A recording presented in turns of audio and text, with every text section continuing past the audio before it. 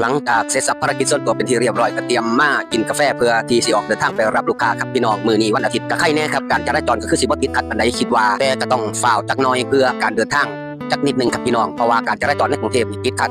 บางเทื่อบางคราวก็เป็นชั่วโมงก็มีครับพี่น้องเดินทางไกลๆก็เลยบนท้องถนนการจราจรในกรุงเทพเอานิยายนำบ่ได้ครับพี่น้องบางมื้อก็ปลอดโปร่งบางมื้อก็ติดขัดหนักหลายครับพี่น้องพอดีมาฮอดโรงแรมแล้วก็ใครแน่มื้อนี้บ่ติดปานใดไปหาหม่องจอดรถจักข้าวแล้วก็รับลูกค้าเพิ่นขึ้นรถเพื่อที่สิไปตีกอล์ฟที่รังสิตครับพี่น้องมื้อนี้งานบริการจังผมเรื่องเวลาเป็นเรื่องที่สำคัญที่สุดครับพี่น้องต้องไปถึงจุดหมายปลายทางตามเวลาที่กำหนดไว้พลาดเวลาบ่ได้ครับพี่น้องต้องไปถึงสนามกอล์ฟตามเวลาที่กำหนดเลยเพราะว่าเขาเจ้าจองสนามกอล์ฟไว้หลังจากส่งลูกค้าเพิ่นแล้วเรียบร้อยก็หาหม่องจอดรถจอดลาเพื่อที่สิได้จอดนอนพักผ่อนแต่ก่อนสิพักผ่อนก็ต้องหากินข้าวกินน้ำให้มันเรียบร้อยซะก่อนพี่น้องจังค่อยสิไปพักผ่อนตามอัธยาศัยเพื่อรอเวลาลูกค้าเพิ่นตีกอล์ฟเสร็จพุ่นล่ะพี่น้องการทำในนาของผมก็อาศัยช่วงเวลาจังซี่ล่ะครับพี่น้องเพื่อที่สิไป